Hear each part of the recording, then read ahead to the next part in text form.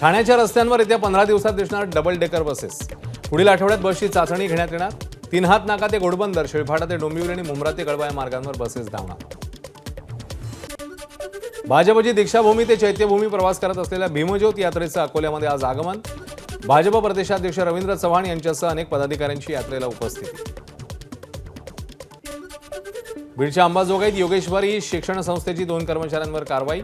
दीपक गोडसेंकडून पदभार काढला तर कंत्राटी सेविका बबिता गायकवाड यांचं निलंबन। ख्रिश्चन धर्माचा प्रसार करत असल्याच्या आरोपांनंतर कारवाई। अमरावती न्यायालयासमोर वकिलाला महिलांकडून मारहाण। कौटुंबिक वादातून वकिलाला मारहाण झाल्याची प्राथमिक माहिती। घटनेचा व्हिडिओ सोशल मीडियावर व्हायरल। अंबरनाथमध्ये बियर देण्यास नकार दिल्यानं तरुणाला रिक्षा चालकाकडून अमानुष मारहाण। मारहाणीची घटना सीसीटीव्हीत चित्रित। दोघांविरोधात गुन्हा दाखल।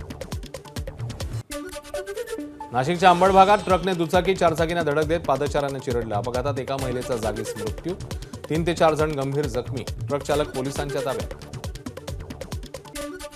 वाशिमच्या देवपेठ परिसरात थार गाडीची 2 दुचाकींना धडक। चालकाचा ताबा सुटल्यानं अपघात। 4 जण गंभीर जखमी।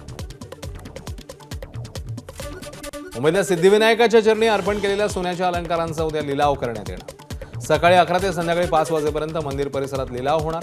भक्तांनी लिलावात मोठ्या संख्येने सहभागी व्हावं, मंदिर न्यासाचं आवाहन। दूरदर्शनचा सुवर्णकाळ गाजवणारे ज्येष्ठ प्रतिभावान निर्माते, दिग्दर्शक, कवी अरुण काकतकर यांचं निधन। पुण्यात वयाच्या 19व्या वर्षी घेतला अखेरचा श्वास। दूरदर्शनवरील शब्दांच्या पलीकडल्या प्रसिद्ध मालिकेचं त्यांनी दिग्दर्शन केलं होतं।